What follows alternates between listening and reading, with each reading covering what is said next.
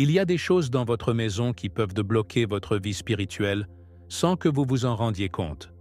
Peut-être avez-vous senti que, malgré la prière, la lecture de la Bible et la recherche de Dieu, il y a quelque chose qui ne coule pas dans votre vie. Vous êtes-vous demandé pourquoi, dans certains endroits, vous ressentez la paix, et dans d'autres, un lourd fardeau pour l'environnement? Ce n'est pas une coïncidence. L'atmosphère d'un foyer peut influencer notre connexion avec Dieu, notre foi et même nos décisions quotidiennes. La Bible nous enseigne que nous devons prendre soin de notre environnement et le maintenir aligné avec la présence de Dieu, car notre maison est le reflet de notre esprit. Aujourd'hui, je vais vous révéler 5 objets d'eau spirituels que vous devez avoir à la maison, non pas comme une superstition, mais comme des outils qui vous aideront à augmenter l'énergie spirituelle de votre foyer et à renforcer votre relation avec Dieu. Ces éléments ont été utilisés tout au long de l'histoire pour maintenir une foi ferme et la présence active de Dieu dans nos vies. Et plus important encore, ils sont une représentation de principes bibliques qui, lorsqu'ils sont appliqués avec foi, peuvent apporter une transformation à votre vie. Avant de continuer, dites-moi dans les commentaires, avez-vous l'impression que l'ambiance dans votre maison a besoin d'un changement? Avez-vous remarqué qu'il y a des moments où la paix disparaît et où vous ressentez un fardeau invisible? Nous allons parler de la façon dont chacun de ces objets peut être un canal pour renforcer votre foi et faire de votre maison un lieu où la présence de Dieu est évidente. Restez jusqu'à la fin, car le dernier objet est le plus puissant et peut marquer un avant et un après dans votre vie spirituelle. Le cristal de quartz n'est pas seulement une pierre, mais un puissant amplificateur d'énergie qui peut transformer l'environnement spirituel d'une maison. Dans la Bible, nous voyons comment Dieu utilise les pierres et les éléments naturels comme symbole de sa puissance et de sa gloire. Dans Exode 28, 17, 20, le pectoral du grand prêtre contenait des pierres précieuses, chacune représentant une tribu d'Israël. Le quartz, bien qu'il ne soit pas mentionné directement, est utilisé depuis des siècles pour sa capacité à absorber, stocker et transmettre l'énergie. Sa présence dans la maison agit comme un filtre spirituel, éliminant les vibrations négatives et renforçant la foi. Jésus nous l'a enseigné dans Matthieu 5, 8. « Heureux ceux qui ont le cœur pur, car ils verront Dieu. » Tout comme nous avons besoin de pureté dans l'âme, il est également vital de garder notre environnement spirituellement propre. Avoir un cristal de quartz à la maison n'est pas une superstition, mais un outil qui nous rappelle que Dieu purifie nos vies, éliminant ce qui nous éloigne de sa présence. Au-delà d'être un ornement, le quartz a de réels effets sur notre esprit et notre esprit. Dans la vie de tous les jours, nous sommes confrontés à des distractions, des doutes et des attaques spirituelles qui affaiblissent notre lien avec Dieu. Satan cherche à semer la confusion et le désespoir, mais la parole nous enseigne que nous devons rester fermes dans la foi. Éphésiens 6, 11. Placer un cristal de quartz dans un endroit stratégique, comme le centre de la maison ou dans un espace de prière, contribue à créer un environnement de clarté et de protection. En le touchant et en méditant sur la grandeur de Dieu, nous pouvons établir une connexion plus profonde avec notre Créateur, en nous rappelant que sa lumière triomphe toujours des ténèbres. Jean 1, 5. Tout comme Moïse leva le bâton pour séparer la mer Rouge, Exode 14, 16, nous pouvons utiliser des éléments physiques comme rappel de la puissance divine agissant en notre faveur. Programmer du quartz avec des intentions n'est pas un rituel vide de sens, mais un acte de foi. Dans la Bible, nous voyons comment les patriarches consacraient des lieux et des objets à Dieu. Jacob a oint une pierre avec de l'huile et l'a nommée Béthel, maison de Dieu. Genèse 28, 18, 19. En tenant un quartz dans nos mains et en priant avec foi, nous déclarons notre dépendance à l'égard de Dieu et notre intention de vivre dans la sainteté. Ce n'est pas le cristal qui fait des miracles, mais le Saint-Esprit qui répond à un cœur sincère. Tout comme l'apôtre Paul utilisait des mouchoirs oints pour guérir, Actes 19, 11, 12, nous pouvons utiliser des objets physiques comme symbole de notre confiance dans l'intervention divine. Il est important de comprendre que le pouvoir n'est pas dans la pierre, mais en Dieu. Le danger est de lui attribuer des qualités magiques ou de l'idolâtrer. La Bible est claire, « Tu n'auras pas d'autre Dieu devant moi ». Exode 20, 3. Le quartz n'est qu'un rappel visible de l'invisible, un objet qui nous aide à garder notre esprit concentré sur la lumière du Christ. Tout comme les Israélites se tournaient vers le serpent de bronze pour guérir. Nombre 21, 8, 9. Nous pouvons utiliser le quartz comme symbole de notre foi dans la purification spirituelle que Dieu nous donne à travers Jésus-Christ. Avoir un cristal de quartz chez soi est un acte de foi et de conscience spirituelle. C'est un bouclier contre la négativité et une invitation à vivre en plus grande connexion avec Dieu. Mais ce n'est que le début. En plus des éléments physiques, il existe autre chose qui peut rehausser l'énergie de votre maison et la transformer en un havre de paix et de bénédiction.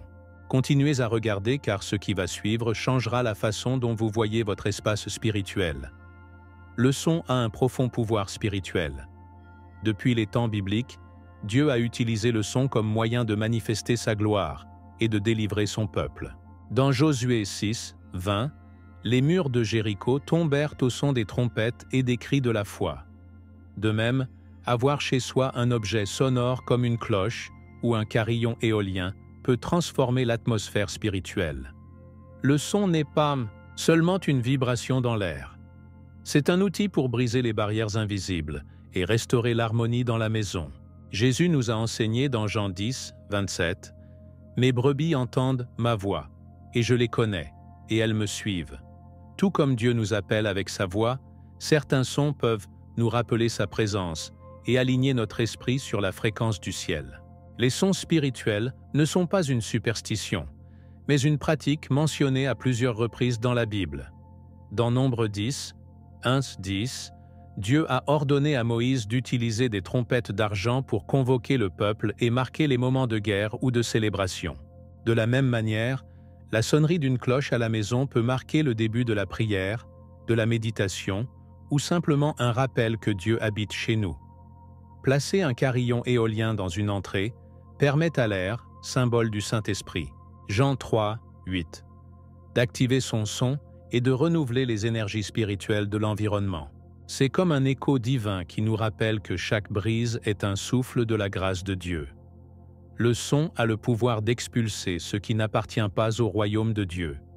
Dans 1 Samuel 16, 23, le mauvais esprit qui tourmentait Saül s'enfuyait chaque fois que David jouait de la harpe. Cela nous enseigne que certains sons peuvent purifier l'environnement de lourds fardeaux spirituels. S'il y a des disputes constantes, du stress ou un manque de paix à la maison, le simple fait de sonner une cloche peut servir de déclaration de foi. Ce n'est pas la cloche elle-même qui fait le changement, mais l'intention et la présence de Dieu qui répond à notre action. Tout comme Paul et Silas ont loué Dieu en prison et que les chaînes ont été brisées. Actes 16, 25-26. Les sons, consacrés à Dieu, peuvent apporter la libération dans notre vie quotidienne. L'utilisation de ces objets doit être accompagnée de prière et de foi. Ce n'est pas simplement un ornement décoratif, mais un outil que nous pouvons utiliser à bon escient. Sonner une cloche avant de prier peut symboliser l'appel à la présence de Dieu, tout comme les cloches des églises annoncent le début d'un temps sacré. Placer un carillon près d'une fenêtre permet à chaque brise de nous rappeler que même si nous ne voyons pas Dieu, son esprit se déplace constamment autour de nous. Comme le dit le psaume 150, 5. Louez-le avec des cymbales retentissantes.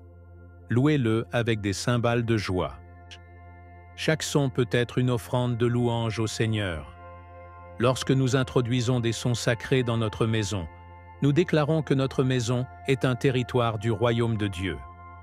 C'est une manière d'établir un environnement où la foi s'épanouit et où les ténèbres reculent. Mais il existe d'autres éléments qui peuvent transformer notre espace et le remplir de présence divine. Ce qui suit est encore plus puissant et nous connecte à l'énergie de la nature que Dieu a créée. Continuez à regarder car cela peut changer votre vie spirituelle. Depuis la création du monde, Dieu a utilisé les plantes comme symbole de vie, de guérison et de renouveau spirituel. Dans Genèse 1, 29, le Seigneur déclare « Voici, je vous ai donné toutes les plantes à graines qui sont sur toute la terre. » Cela nous montre que les plantes ne sont pas de simples décorations, mais des manifestations de la puissance créatrice de Dieu. Les avoir à la maison embellit non seulement l'environnement, mais purifie également l'air, améliore l'énergie de la maison et nous rappelle que Dieu est le soutien de la vie. Tout comme l'homme a été placé dans le jardin d'Éden pour en prendre soin. Genèse 2, 15. Nous devons nous aussi valoriser et utiliser la création pour notre bien-être physique et spirituel. Chaque plante de notre maison est une représentation de la provision divine et un témoignage vivant de sa grandeur. Les plantes ont le pouvoir d'absorber les toxines, de renouveler l'oxygène et de transformer l'atmosphère. Mais au-delà de leur fonction naturelle, ils jouent aussi un rôle spirituel. Dans la Bible, nous trouvons des références à l'importance des arbres et des plantes dans la vie du croyant.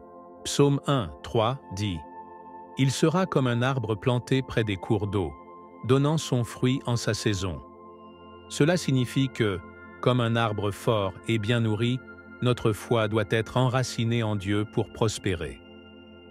Avoir des plantes, comme l'aloe vera, la lavande ou le bambou chez soi purifie non seulement l'environnement, mais nous rappelle également que nous devons garder nos racines dans la parole de Dieu pour recevoir sa force.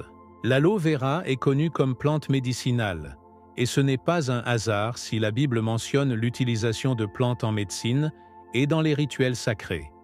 Dans Jean 19, 39, Nicodème apporte de la myrrhe et de l'aloès pour oindre le corps de Jésus, montrant ainsi que ces plantes avaient un but particulier. Avoir de l'aloe vera à la maison nous rappelle le pouvoir de guérison de Dieu, tant sur le corps que sur l'esprit. La lavande, quant à elle, est une plante qui aide à la relaxation et à réduire le stress, ce qui est essentiel lorsque l'ennemi cherche à nous remplir d'anxiété. Jésus a dit dans Matthieu 6, 25-27 que nous ne devrions pas nous inquiéter du lendemain, mais faire confiance à la provision divine. Avoir des plantes qui nous aident à nous détendre est une façon de vivre en harmonie avec cet enseignement. Le bambou est un symbole de croissance et de résistance. Tout au long de la Bible, nous voyons comment Dieu nous appelle à être forts et flexibles dans la foi. Ésaïe 40, 31 dit « Mais ceux qui espèrent l'Éternel renouvelleront leur force, ils lèveront des ailes comme des aigles. » Tout comme le bambou se plie au vent mais ne se brise pas, ainsi devrions-nous être dans notre vie spirituelle, flexibles face aux défis, mais inébranlables dans notre foi en Dieu. Placer un bambou dans la maison nous rappelle que, quelles que soient les tempêtes auxquelles nous sommes confrontés, notre espoir est dans le Seigneur et il nous soutiendra. Les plantes nous apprennent la patience, la foi et le renouveau. Ce sont des signes vivants que Dieu est toujours à l'œuvre, même si nous ne le voyons pas. Tout comme une graine met du temps à germer et à porter du fruit, notre foi doit aussi être cultivée par la prière et la persévérance. Mais ce n'est qu'une partie de la transformation spirituelle que nous pouvons réaliser dans notre foyer. Il y a autre chose qui peut changer notre relation avec Dieu d'une manière encore plus profonde. Continuez à regarder, car ce qui va suivre peut avoir un impact puissant sur votre vie. L'Écriture est un acte puissant qui nous permet de capturer nos prières, nos réflexions et nos expériences avec Dieu. Dans Habacuc 2, 2, le Seigneur a ordonné « Écris la vision et raconte-la sur des tablettes, afin que celui qui la lit puisse courir. » Cela nous montre que ce qui est écrit a un dessein divin. Se souvenir, guider et fortifier notre foi. Avoir un carnet spirituel à la maison n'est pas seulement un outil d'organisation, mais une porte ouverte pour communiquer avec Dieu. Dans la Bible, nous voyons comment les psaumes de David étaient des récits de son âme devant le Seigneur, exprimant sa gratitude, son angoisse, son adoration et sa confiance. En écrivant nos pensées, nos demandes et nos témoignages, nous créons un héritage spirituel, preuve de la façon dont Dieu a travaillé dans nos vies. Enregistrer nos pensées dans un cahier nous aide à maintenir une clarté mentale et une direction spirituelle. L'esprit humain est volatile. Aujourd'hui, nous nous souvenons fortement de quelque chose, mais demain nous pouvons l'oublier. Moïse a reçu les commandements écrits sur la pierre, Exode 31, 3-18, et Jésus lui-même s'est référé aux Écritures comme guide pour la vie éternelle. Matthieu 4, 4. Avoir un carnet spirituel permet à nos paroles de ne pas se perdre dans le temps. Lorsque nous écrivons nos prières et les réponses que nous recevons, nous pouvons clairement voir la fidélité de Dieu dans nos vies. Tout comme les prophètes ont enregistré des paroles divines pour les générations futures, écrire nos expériences nous aide à témoigner et à renforcer notre relation avec le Seigneur.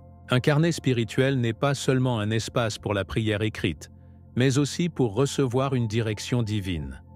Dans la Bible, Dieu a parlé à son peuple à travers des rêves et des visions. Genèse 37, 5, 9, Actes 10, 9, 16. Parfois, Dieu nous donne des signes subtils qui passent inaperçus si nous n'y prêtons pas attention. Écrire nos rêves, nos pensées récurrentes et nos sensations spirituelles peut nous aider à discerner le message que Dieu veut nous transmettre. Lorsque Jérémie reçut la parole du Seigneur, Dieu lui dit « Voici, je mets mes paroles dans ta bouche ». Jérémie 1, 9. Écrire est un acte prophétique, un exercice de foi dans lequel nous captons ce que le Saint-Esprit sème dans nos cœurs. De plus, un carnet spirituel nous aide à grandir et à mûrir dans notre vie chrétienne. Dans 2 Corinthiens 13, 5, Paul y exhorte « Examinez-vous vous-même pour voir si vous êtes dans la foi. Testez-vous vous-même. » Écrire nos luttes, nos doutes et nos victoires nous permet de voir le chemin parcouru et les domaines qui doivent encore être soumis à Dieu. C'est comme un miroir de l'âme, où chaque page reflète notre marche avec le Christ. C'est également un excellent espace pour rédiger des promesses bibliques et des déclarations de foi. Lorsque l'ennemi tente de semer le découragement, nous pouvons lire nos propres paroles et nous rappeler comment Dieu nous a soutenus dans le passé. Avoir un carnet spirituel à la maison est plus qu'une simple habitude. C'est un acte de communion avec Dieu. Chaque mot écrit est un témoignage de notre foi en action. Mais il existe encore d'autres moyens de renforcer notre lien avec le Seigneur et d'apporter sa présence dans notre foyer. Ce qui vient ensuite a un pouvoir symbolique et spirituel qui est utilisé depuis des générations pour élever l'atmosphère d'un lieu.